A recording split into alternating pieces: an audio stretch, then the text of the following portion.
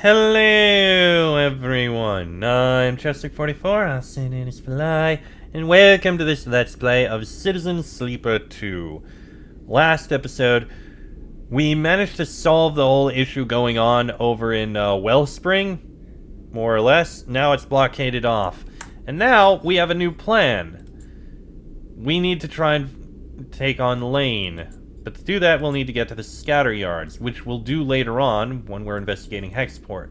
But we do also have this drive to help Nimba. We need to get to the green belt to do that, and we can.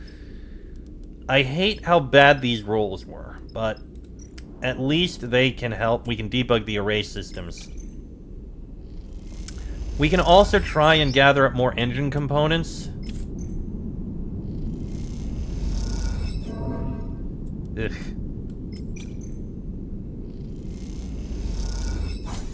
I mean, this is at least a way to get a little bit of money. Even if it is costing us energy.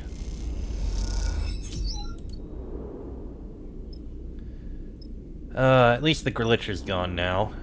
Go ahead, buy a meal. We're basically using up all that to get a meal, which does kind of suck, but eh. And we need to buy up fuel.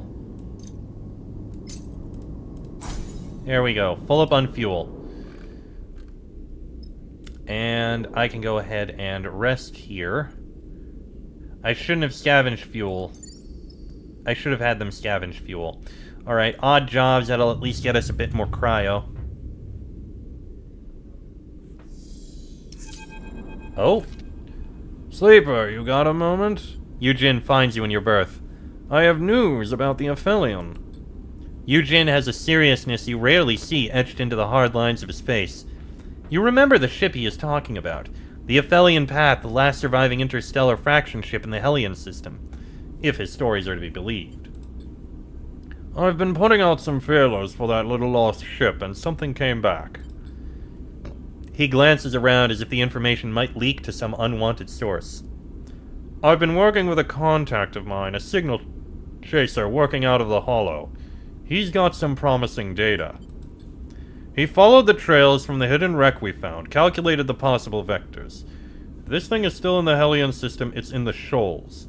He folds his arms across his broad chest, watching your reaction. Do you trust this signal chaser? As much as I trust anyone. I haven't told him what exactly we were tracking, just gave him the signature. There's a chance he hasn't figured it out, but the problem is the signal chaser's gone quiet. Nothing for a few cycles now. Eugene shakes his head. Maybe he got wise to the value of what he found, but I doubt it. Maybe he just took a holiday. Eugene grins at his own joke. I reckon we pay a visit to the Hollow, turn up my ghosted contact, see how viable the data looks.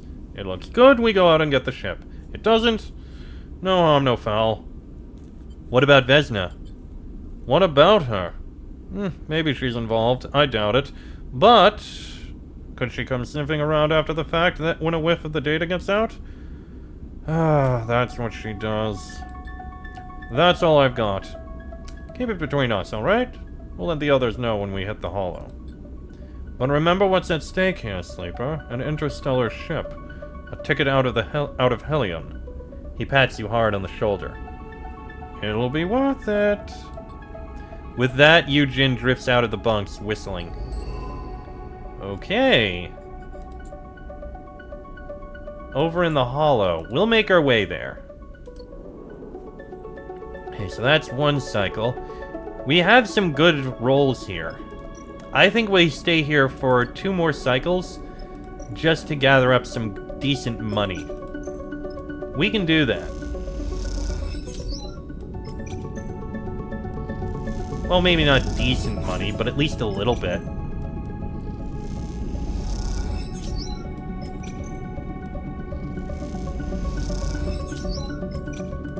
Then we'll work our way around. I think that seems the best way to do it. Actually, you know what? We have everything we need here. Let's travel over to Flotsam, see if we find anything. We'll be able to scavenge some fuel there. It's you.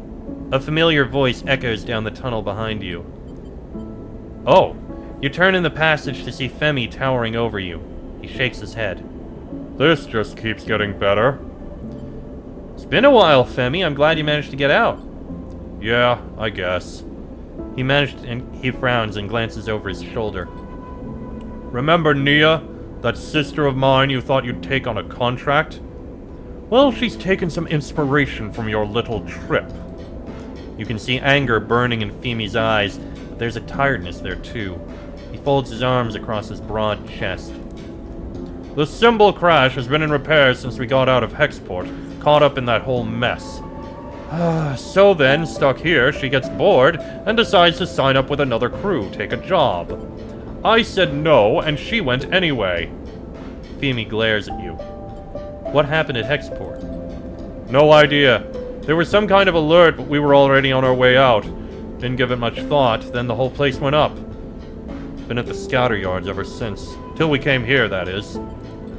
Symbol crash can't leave right now. I'm halfway through rewiring the damn thing. Something else Nia was supposed to do. I asked around. Turns out Nia signed on with some idiots heading out to Cutter's End. Femi says the name with an emphasis you can't place. They are as green as you, meaning they have no idea what they are doing going out to a place like that. So you are going to take me out there to go get her. I'll show you the way. Okay, we can do that. Taking some responsibility.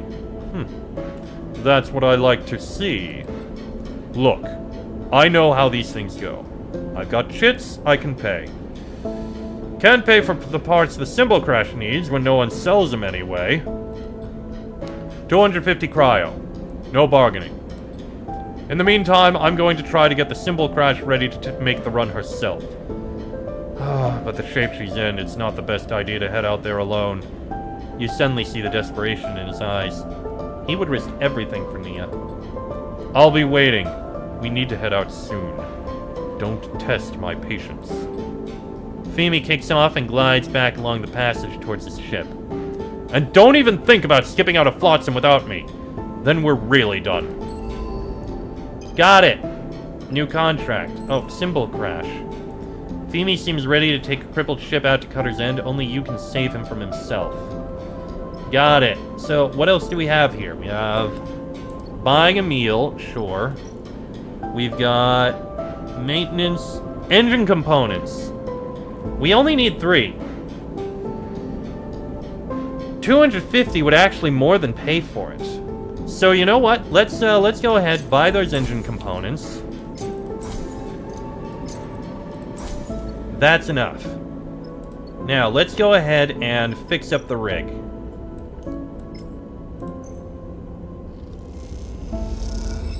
Bliss carefully slots components into the prepared drive. The engine is improved as much as you are able to. Okay, so if I open the map... Okay, that needs 4, but if I take this...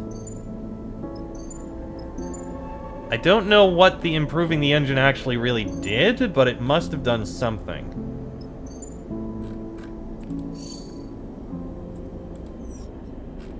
Okay, so that we managed to get.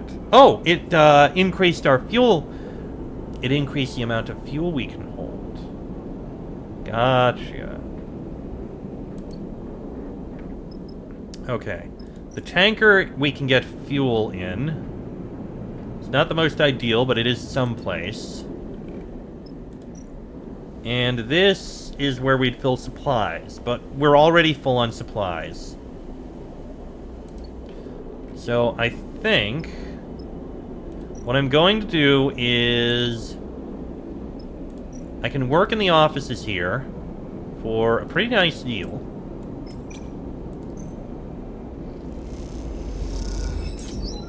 Which does get me some extra raw scrap, which isn't bad.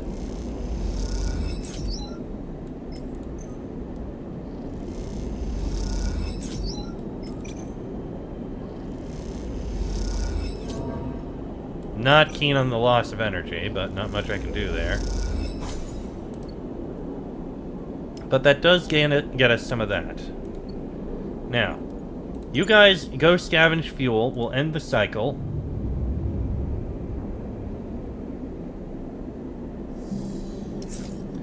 We got 3 fuel. Not keen on the dice, but there's not much I can do. We can get more scrap, though.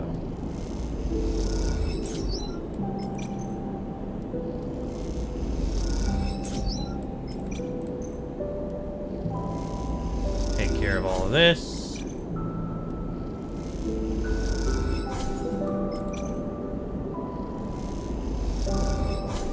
Very nice. And we're back to 441, which is nice. And I assume this is... yeah, it's a minor one. So from here, we need to head straight to Cutter's End, which we can afford. Let's see what we can do. So Femi is that and that. He's basically Yujin. I'll take Bliss with me. This should help.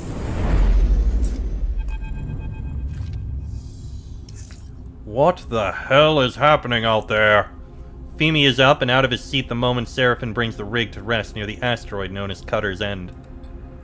That ominous name is one whose origin has become increasingly obvious as you approach through thick clouds of debris and chunks of rock, among which corroded remains of wrecks could be seen floating.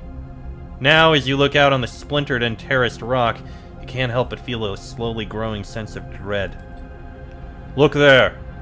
Femi comes close to the cockpit glass and points to the terraced quarry cut into the rock. The mine's awake. You look out and see the flickering lights, the glowing dock markers. Femi shakes his head. That's not right. Neither is that. Seraphin nods toward the asteroid and you see a ship now, tucked into the shadow of the rock, flashing its signal lights at you. I'm guessing that's the crew we're looking for. Visitors, huh? The voice wavers weakly as it comes through the ship's comms. Are you lot friendly? Seraphin glances back at you, raising his eyebrows. It isn't long before you and Femi are suiting up, an agreement having been made between Seraphin and the pilot of the other ship, a man called Baird, to meet in the neutral ground of open space. Femi is silent, his anger evident in the way he forces his legs into the trousers of his suit. And then you are out, the vast shape of Cutter's End flickering with strange lights below you, and the pinpricks of the pilot suit lights slowly coming closer ahead. You two are a sight for sore eyes! You see a crooked grin from Baird, framed in the hard lines of his ramshackle spacesuit. What brings you to the arsehole of the starboard belt? His sharp eyes scan you and Femi, checking your suits and gear. We're looking for someone. Baird's eyes flick to you and you notice a familiar reaction across his face. The acknowledgement that he recognizes you as a sleeper. Well, you don't look like bounty hunters. Baird glances between the two of you and then smiles his crooked smile. Well, he kinda does. You brought a freelancer out here. Femi interrupts, his voice flat and direct over the comms channel. Nia, where is she? Baird pauses, considering his answer. Whole crew is down the throat of that thing. He jerks a thumb towards the asteroid. You're welcome to wait. The tone of his voice suggests the opposite. But I'll have you know, we look after our crew, so if you are here to settle a debt... I'm here to take her home. Femi cuts him off. And I'm not waiting. Thing is, big man, they are deep in the quarry on a tip-off. So unless you want to go chasing them around the dark maze of that place, you're shit out of luck. How long have they been? Baird looks over at the flickering quarry as if he forgot it was there. He looks back at you. Few cycles. Enough! Nia's been gone for a lot longer than that. You are lying to our faces. Femi moves closer to Baird.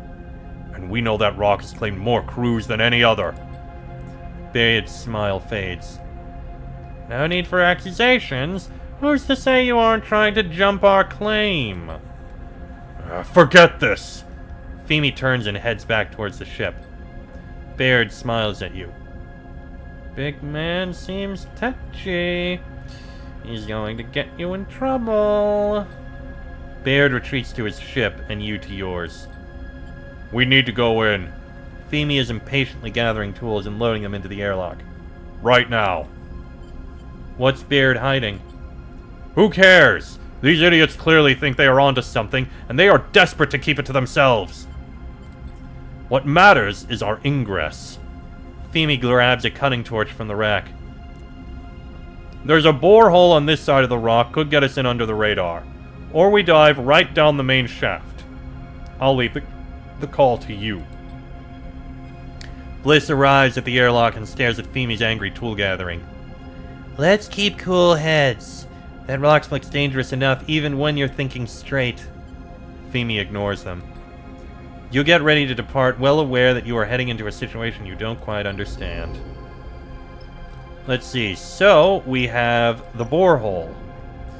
This dark borehole cuts deep into the body of the asteroid. Where it leads is unclear, so careful exploration is advised. With careful scans and sensor arrays, the borehole can be mapped, allowing you to plot a path to the interior, or the borehole starts even-sided but quickly bends and worms into the rock at strange angles. Navigation will be slow. Alternately, we have the central shaft. The central mine shaft looks to have collapsed in on itself. Entry via this route will not be simple. You can either cut a path, rather than removing the massive rocks, cutting a sheer-sided passage through might make for faster progress, or clear debris. The chunks of debris that have collapsed inward blocking the shaft need to be removed to gain access. Honestly, the borehole seems the fastest and easiest. And mapping the borehole seems like the fastest way to do it. That one gave me 2. What about spelunking? Also 2. So it doesn't really matter much.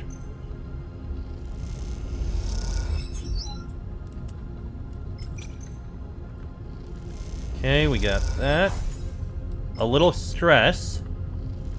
Oh, I get it. Doing that and getting poor rolls would add stress. Well, this may be the best way to do it here. Oh, we got it. You have felt the rumbling growing as you descended into Cutter's End, but no one has wanted to bring attention to it.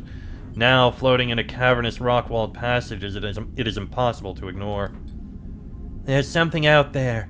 Bliss's voice crackles over the comms. Something moving. You squint down the tunnel beyond the limits of your suit's lights. You swear you see something flicker there in the unseen passages beyond. There is a strangeness to the mine, to its flashing lights and empty conveyors running on some residual power. From what Femi has told you, it wasn't always like this. Cutter's End has a fearsome reputation as a dark and deadly maze, a ripped-open rock not worth the trouble of its corroded salvage. Now it's a moving maze. Its automated systems give it a new, faltering life, brought back from hundreds of cycles in the shadows, and one of those systems is rumbling through the dark ahead. Let's keep moving. Femi passes you in the passage. We don't need to wait. Take it slow, Femi. We are too far behind. We need to catch up. Femi glides ahead, the beams of his suit lights painting the rock walls of the cavern a pale gray. Femi's lights reveal an intersection, another tunnel cutting across this one, offering 3 routes ahead. Suddenly, you are blinded by a wall of light beyond the intersection. The rumble is everywhere, shaking dust and rock off the walls in dense clouds. Squinting into the light, you see a ring of lamps, and between them, the grinding maw of some terrible machine. It bears down on the crew, grinding through debris. Look for an escape. We got a positive there. It's the best way. Positive, lower stress. You shield your eyes and scan the walls around you. There, revealed in the powerful lamps of the mining machine, you see a small square passage cut into the rock. Signaling the others, you dodge inside, gliding into the safety of the dark passage. A moment later, the machine rumbles past the entrance, spitting a hail of debris into the tunnel. You don't stop. Carried forward by the tide of rock, you emerge into another cavern. You good? Femi's voice is broken up by gasps for air. You turn to see him staring into the dark, shaking his head. What the hell was that thing? It tried to eat us! We need to keep going. Femi is dusting off his suit. That mining machine must be keeping Nia's crew down here. We have to get past it. Keeping them down here, or... Your mind drifts to the worst option. Can any crew really hope to survive all this? When they woke up this place, they woke up that machine. Femi starts to move down the passage. It's running on old programming. It's not hunting us. It's not smart. Femi turns back to face you, his eyes ringed with fatigue and stress. We can beat it. You hope he is right. Tunnel complex. The dark and twisty tunnels rumble with the vibrations of active mining. This place is a death trap. We can force a path. The machine rumbles away in the dark, hunting you. You can choose to fight back and force your way through. Or find a safe path. The machine rumbles through the tunnels with blinding lights. Avoiding crossing its path will keep you safe. Well, Bliss, this is where you can do some things.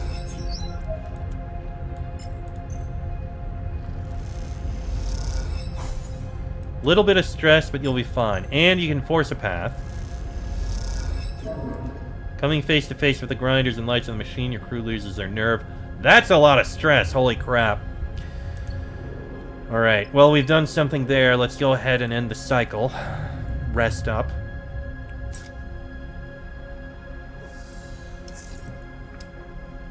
Alright, let's get back onto this. Ooh, we got some good rolls. We can force a path here, 100% positive. And I can use this for another 100% positive. Alright, Femi, go ahead, roll a 5. And I'll roll a 5 here. This might be enough. There we go. You find yourself in a shaft descending to a new layer. To me, Sleeper. Femi beckons you over to a section of the cavern wall. You glide over and immediately spot what he has found.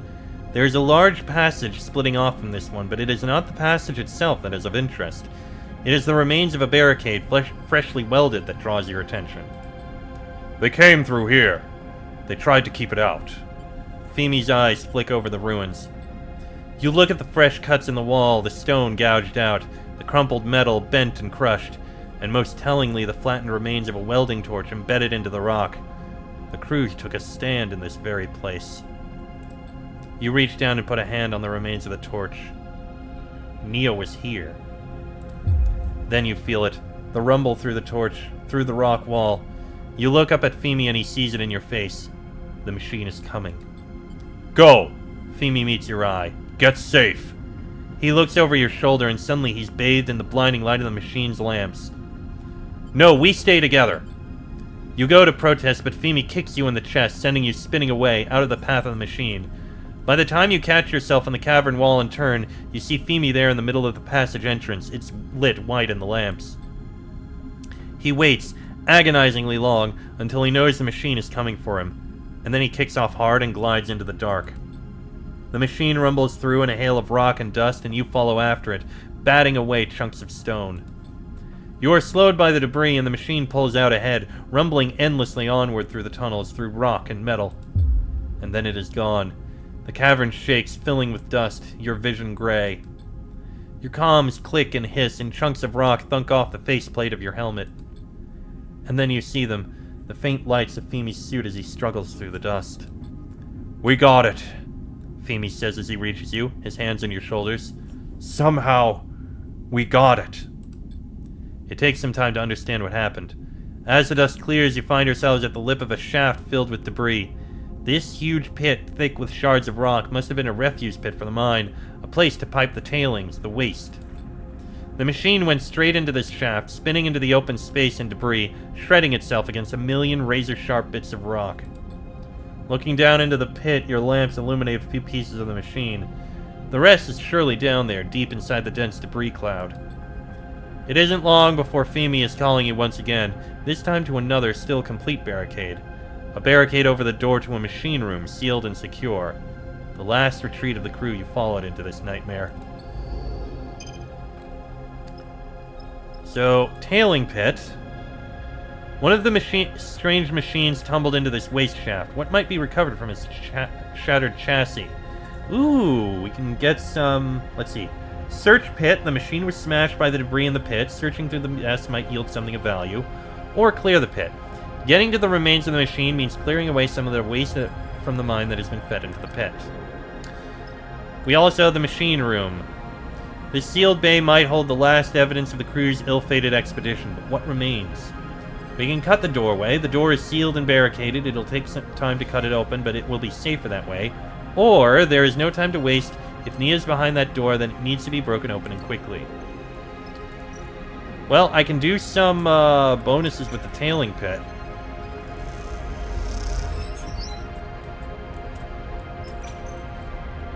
I mean, this gives me bonuses. Why not? That gave me stress with a neutral outcome. That's not a good thing.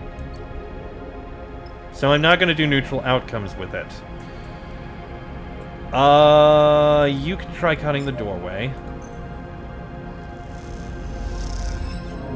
That gave stress. Try it again.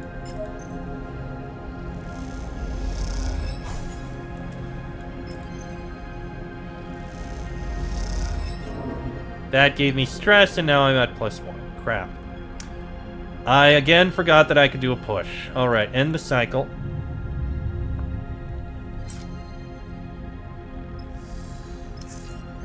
Some decent rolls, and I think I can use them to finish up the tailing pit.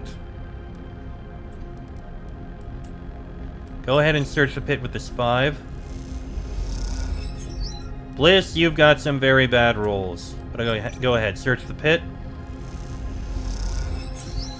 You find yourself floating beside the twisted remains of the machine. We got some engine components. Nice. And as for the machine room, let's get on this. Cut the doorway. There we go. Break the doorway here.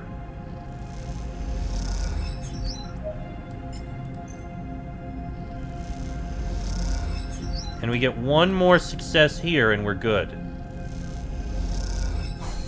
Got it. The doorway is open. The dark in the machine room awaits. As the barricaded door is bent open, you are blinded once again by a wall of light. You and Femi raise your hands instinctively, squinting into the lamps and dust. You feel a flash of fear in the pit of your stomach, bracing yourself for what's to come. Femi? No. Femi? The voice comes crisp and clear over the local comms. What are you doing here? Nia drifts out of the lights in an old, dust-caked suit. She looks between the two of you with a blank expression, blinking rapidly. Femi stares at her, frozen for a moment, then rushes to her, wrapping her in a wide embrace. They float there in the light and dust, two bodies bound together. Nia pulls back. I don't understand. You followed me out here? She looks over at you and then back to Femi. How did you find me? You left without telling me. What did you expect? You aren't ready for this. Nia retreats further at Femi's words, slipping out of his reach. Femi. Nia shakes her head. After all these years, you have no idea what I'm ready for. Movement in the lights catches your eye, and you see motion through the dust. A figure in a suit drifts out, hunched and clutching their abdomen. They turn to face Nia, and you see her lips moving as they speak on a private channel. You look over to Femi, but he is staring straight ahead, his eyes wide with anger. You! He points at the figure. What kind of idiot are you, dragging my sister out here to this place? With that machine running riot? He moves towards the figure. Speak up! What were you thinking? Nia blocks the path forwards, getting between Femi and the figure. Femi, you meathead! She glares at her brother. This is my job! I brought them here! Femi, for once, falls silent. It takes a while to make the return trip back up through Cutter's End, especially with Nia's injured crewmate. As you ascend, Nia tells you the story of the job, Femi keeping his distance and leading the way in silence. The mining machine you'd faced was what she'd been looking to extract, a job she and Baird had put together after meeting in the narrow escape. He knew a way to jumpstart the mine, and the access it would open up meant new salvage. One of those pre-collapse boring machines was worth major cryo to any mining outfit in the belt, and Baird had a contact who was ready to buy. It was going well until Harada here, Nia nods at the crumpled-looking crewmate, hooked the mining machine up to the main line. Something went in its automation core, and it lost its shit. The plan was to barricade it and put together a shock trap to fry the core. Nia looks ahead at the back of Femi's suit, far ahead up the tunnel. But it's worthless now that my brother shredded the thing. He was just worried. Always is. Nia sighs, and you get the feeling she's trying to resist the habit of bad-mouthing Femi. We're lucky you came. As you move through the facility, you notice most of it is dark now, the power from Baird's jumpstart fading away to nothing. Soon this place will be a quiet ruin once more. You ascend up through the quarry and out into open space where Baird is waiting. Friends of yours? Baird shakes his head at Nia. Maybe you could have warned me they'd be coming. Not something I knew. She looks at Femi, who has broken off from the group and is heading for the rig. My brother doesn't tend to give anyone a warning. I'll take them from here. Baird puts an arm around Harada to guide them back to the ship. Look, mate. No hard feelings. Thanks for getting them out. Even if you did screw up the job while you were at it. He grins a crooked grin. I guess that makes it square. Baird glides away towards his ship.